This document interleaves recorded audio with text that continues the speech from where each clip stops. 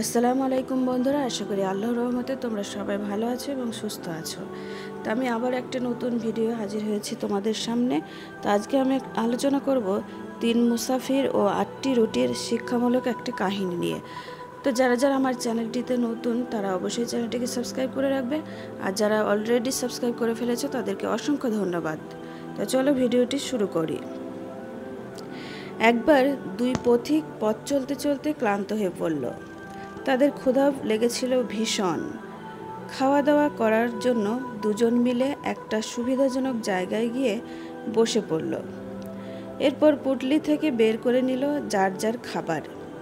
একজনের রয়েছে 5টি রুটি, অন্যজনের 3টি। তারা যখন খাবার খাওয়ার জন্য তৈরি হলো তখন সেখানে এসে হাজির হলো এক মুসাফির। তার বেশভূষা একদম সাদাসিধে। সে বলল, ভাই আমি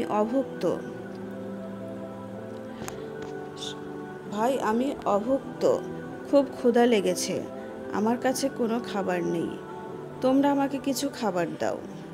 পথিক দুজন মুখ চাওয়াচাওয়ি করলো, মনে মনে ভাবলো তারা দুজন খাবে আর একজন মুসাফির না খেয়ে থাকবে, এ কেমন কথা। তারা মুসাফিরকে তাদের সঙ্গে খেতে বসার অনুরোধ করলো। 3 জনে একসঙ্গে খেতে বসলো। একজনের 5 রুটি, অন্যজনের 3 রুটি। মুসাফিরের শূন্য হাত, তবু তারা রুটি বন্টনে কোনো তারতম্য করল না। তারা ভাবল কারো সঙ্গে খাবার না থাকতে পারে, কিন্তু ক্ষুধা তো আর কম লাগেনি। তাছাড়া একসঙ্গে খেতে বসে একজন বেশি খাবে আর একজন কম খাবে, তাই বা কেমন করে হয়। 3 জন সমান সমান রুটি খেলো। খাওয়া দাওয়া শেষ এবং বিদায়ের পালা এবার। মুসাফির চলে যাবার সময় পথিক দুজনকে 8টি দিরহাম বকশিশ দিল। বলল, ভাই আমি শুধু তোমাদেরটাই খেলাম, তোমাদের কিছুই খাওয়াতে পারলাম না। এই নাও 8টি দিরহাম, তোমরা দুজনে ভাগাভাগি করে নাও। মুসাফির চলে গেল, কিন্তু সমস্যা বাঁধল দিরহাম ভাগ করা নিয়ে। যার 5টি রুটি সে বলল, আমার 5টি রুটি ছিল, সুতরাং আমি পাবো 5 দিরহাম, আর তোমার 3টি রুটির জন্য পাবে 3 দিরহাম। কিন্তু 3 রুটিওয়ালা এই হিসাব মানতে রাজি হলো না। সে বলল, না, আমি তোমার হিসাবে রাজি নই, আমরা দুজন খেয়েছি সমান সমান, সুতরাং তুমি পাবে 4 দিরহাম। প্রথমজন বলল, তা কি করে হয়, তুমি 3 রুটির জন্য 4 দিরহাম পাবে আর আমি 5 রুটির জন্য 4 দিরহাম পাবো, এটা কি কোনো আইনের কথা হলো? এ নিয়ে দুজনের মধ্যে বেঁধে গেল তর্ক। কারো কথায় কেউ রাজি নয়, কিছুতেই তারা মীমাংসায় আসতে পারছে না। অবশেষে একজন বলল, শোনো, এভাবে বিবাদ করে তো কোনো লাভ নেই, চলো আমরা আমিরুল মোমিনিন হজরত আলী রাদিয়াল্লাহু তাআলা আনহার কাছে যাই, তিনি যে বিচার করেন তাই আমরা মেনে নেব। এরপর দুজন মিলে গেল হজরত আলীর কাছে। তারা সব কথা খুলে বলল, ন্যায় বিচারের জন্য ফরিয়াদ জানালো। হজরত আলী মনোযোগ দিয়ে তাদের কথা শুনলেন। কিছুক্ষণ তিনি মনে মনে কি যেন ভাবলেন, পরে বললেন, 3 জনে সমান খেয়েছ তো? উভয়ে ঘাড় নেড়ে বলল, হ্যাঁ। হজরত আলী বললেন, তাহলে এ নিয়ে এত বিবাদ কিসের? হিসাব তো একেবারে পানির মতো সোজা। যার 5টি রুটি সে পাবে 7 দিরহাম, যার 3টি রুটি সে পাবে 1 দিরহাম। এমন হিসাবের কথা শুনে দুজনেই অবাক হয়ে গেল। 7 দিরহাম আর 1 দিরহাম ভাগ হলো কোন হিসাবে তারা কিছুতেই বুঝতে পারল না। হিসাব বুঝতে না পেরে দুজনই হাঁ করে তাকিয়ে রইল হজরত আলীর দিকে। ইমাম আলী তাদের মনের কথা বুঝতে পারলেন। তিনি বললেন, তোমরা ছিলে 3 জন, রুটি 8টি, খেয়েছ সমান সমান।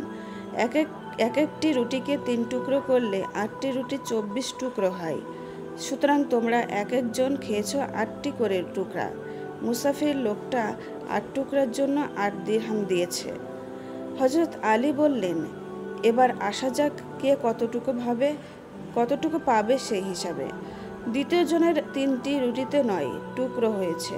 দ্বিতীয় জনের 3টি রুটিতে 9 টুকরো হয়েছে। 9 টুকরোর 8 টুকরো সে নিজে খেয়েছে, মাত্র 1 টুকরো পড়েছে মুসাফিরের ভাগে, সুতরাং সে 1 দিরহামের বেশি কিছুতেই পেতে পারে না।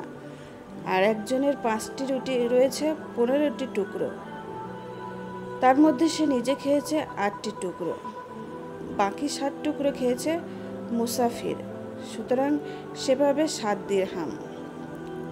হযরত আলীর হিসাবের কথা শুনে পথিক দুজন বিস্মিত হলো। তার বিচার বুদ্ধির পরিচয় পেয়ে দারুণভাবে মুগ্ধ হলো। তারা আর কোনো ওজর আপত্তি না করে নীরবে সব কিছু মেনে নিল এবং মেনে নিল বিচারের সব রায়।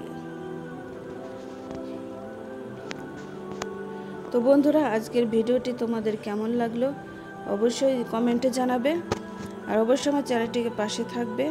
তোমরা পাশে না থাকলে আর আল্লাহর রহমত না থাকলে আমি আরও এগিয়ে যেতে পারবো না।